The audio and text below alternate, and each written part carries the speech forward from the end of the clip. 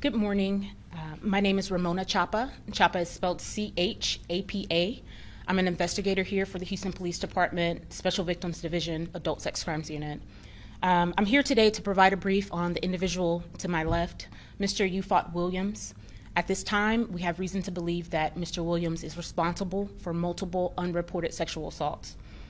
Mr. Williams has already been charged with 3 counts of sexual assault, stemming from 3 separate incidents that occurred between October 2021 and January 2022. Each victim reported that they were driven to bars on Richmond Westheimer Strip by Mr. Williams, and each victim recalls becoming incapacitated after consuming alcoholic beverages brought to them by Mr. Williams. The known victims are all African American females between the ages of 25 and 30. Each of the 3 victims reported to police that they met Mr. Williams online via the Black Facebook dating and Instagram apps. In all 3 cases, the victims reported being taken back to hotels by Mr. Williams, then waking up alone and naked from the waist down. DNA evidence was collected from each of the 3 victims, and this evidence was entered into the National Combined DNA Index System, or CODIS. In late 2022, a match occurred between the 3 cases, which indicated a common male DNA profile was present. Prior to receiving the CODIS match, we were unable to develop a positive suspect identification. Mr. Williams was brought in for questioning and admitted to engaging in intimate relationships with 2 of the 3 women. Mr. Williams was served with a DNA warrant for his sample, and confirmatory lab reports indicate that he cannot be excluded as the common male DNA profile found.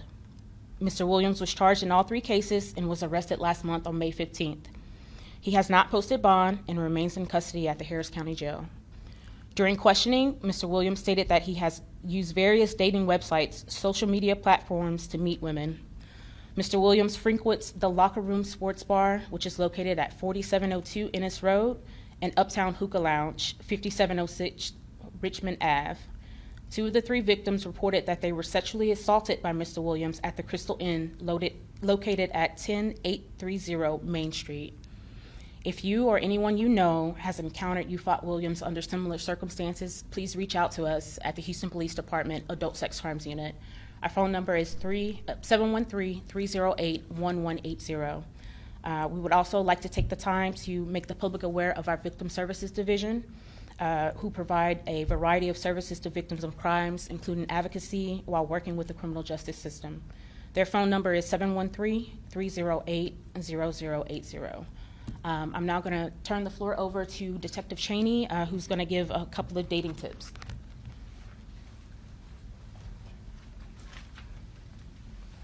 Hello, everybody. I'm Sergeant Blanks.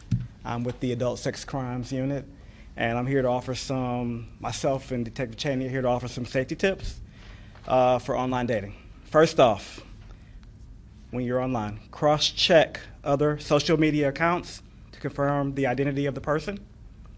Block and report suspicious users. Check the person's criminal history using legitimate companies. Do not respond to requests for financial help.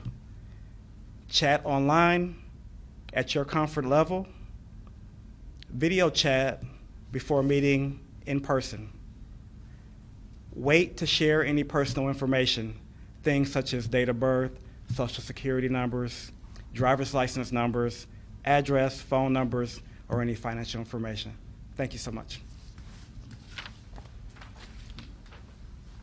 Hello, how you doing? My name is Detective Cheney with the Houston Police Department, Adult Sex Crimes Unit, and I want to talk to you today about safety tips when meeting someone in person. You can set boundaries prior to meeting, meet in public places during daytime hours, share your location with friends and family members if that's possible. Watch your alcohol consumption if drinking. We have a number of cases where victims overindulge in alcohol, and you can also walk away and ask for help when you feel uncomfortable or unsafe. Have a good exit strategy. Plan your own transportation, trust your instincts, and you have a right to say no always. Thank you. Are there any questions? Yeah. Do you believe he was drugging the victims with, what type of drug? At this time, I'm unable to determine that information. I can tell you that 2 of the 3 victims did go through toxicology. The preliminary reports do state that there was a presence of 1 or more drugs. So that's all I can give you at this time. Why do you believe there are more victims, and why is it important for them to come forward? Based on Mr. Williams' MO, the commonalities between all 3 cases, meeting online, taking them out to the same locations, and then them waking up naked and he's nowhere to be found. So that's pretty common, and that's why we believe that he may have done this to other people within the community. There are more victims out there, but they're scared to come forward. What would your message be to them? I would like to tell anybody that's listening, if you are scared, we are here to serve and protect. Here in our unit, we start by believing. So it doesn't matter if you don't have labs done, haven't went to the hospital. We want to hear your story. So just reach us at that number that I gave out earlier, and we'll be more than happy to help. How helpful is it to the investigation having victims who came forward, and it sounds like DNA was able to be collected in some of these situations? It has been very helpful. Honestly, that's how we leaked all 3 cases, was through that DNA hit. So prior to that, we were unable to develop a suspect. But once that CODIS match came in, we were able to kind of lock in, and that was the catalyst for the investigation. Has he spoken of potentially having done this to other people, or at this point these are the only cases that are linked to him? During questioning, the only thing that we talked about were the 3 cases, because those were the known cases at that point. Why is his DNA in CODIS? His DNA is in CODIS. His DNA is not in CODIS, but all 3 cases hit together. So we had what we call a case-to-case hit. So that one common profile from all 3 cases, but it was still an unknown male at that time. Can you spell his first and last name, please? And then if you have age, date of birth, all of that. I can give you his first and last name. First name is Uffot, Uffot. Last name is Williams, Williams. And does he have any other criminal activity in Harris County that you guys are aware of? He does have a criminal history, but I'm not going to share that at this time.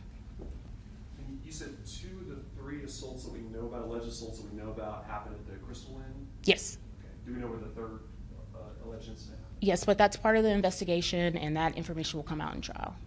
So just to be clear, he has not been charged for one of the cases that y'all are investigating? He's been charged in all 3 cases. All 3? Okay, Yes. got it. And the charge is just the standard sexual assault charge? Standard sexual assault until we get those toxicology reports back.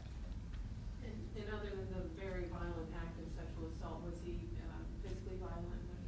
There was no report of physical violence in either of any of the cases. So, How long had he known the victims before the incidents happened?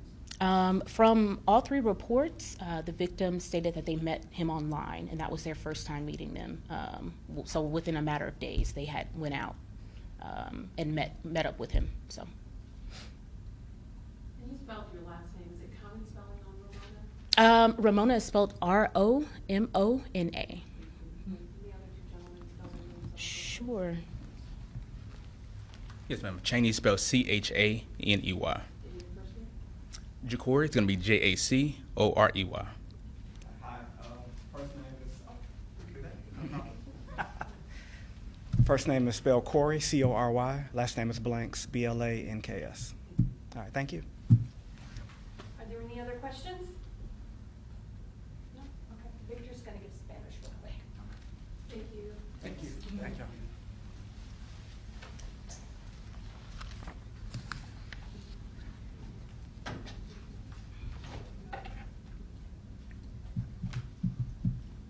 ¿Listo? Ok. Víctor Sentíes, vocero del Departamento de Policía de Houston.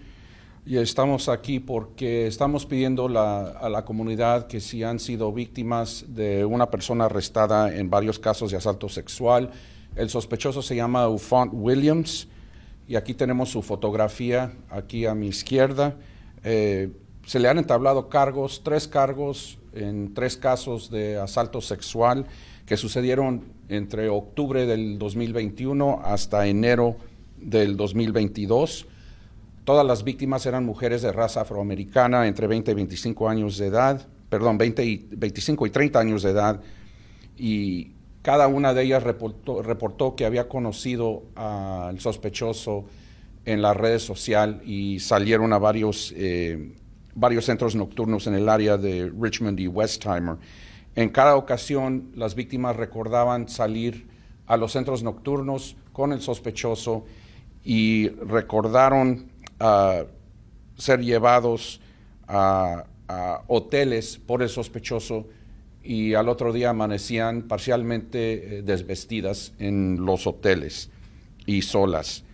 Se recopiló evidencia de ADN en varios de los casos y se determinó que cada uno de los casos concordaban uno con el otro. Entonces ahí se trajo al señor Williams a la estación de policía para interrogarlo y cuando se le hizo la entrevista él admitió haber tenido relaciones sexuales con varias de las mujeres y debido al ADN no se pudo descartar que él era parte de los asaltos sexuales y ahí fue cuando se le entablaron cargos y fue arrestado. Entonces, como dije anteriormente, ya se le entablaron los cargos. Ahorita lo que estamos pidiendo es si alguien tuvo citas con él, si alguien salió con él, estamos pidiendo que nos llamen de inmediato para tratar de entrevistar a esas víctimas y así poder presentar más casos al juez cuando esto vaya a la corte.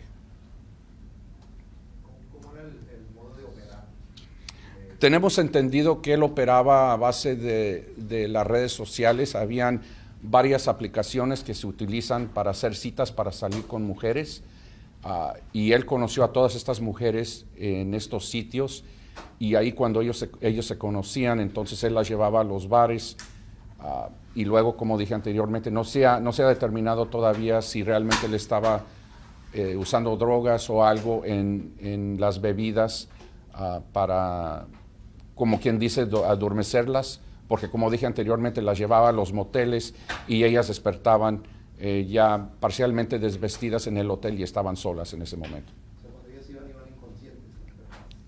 Básicamente llegaban a ese punto, sí. Pero no se ha determinado si él usaba una droga en específico. Exactamente, todavía eso está bajo investigación, no se ha determinado eso.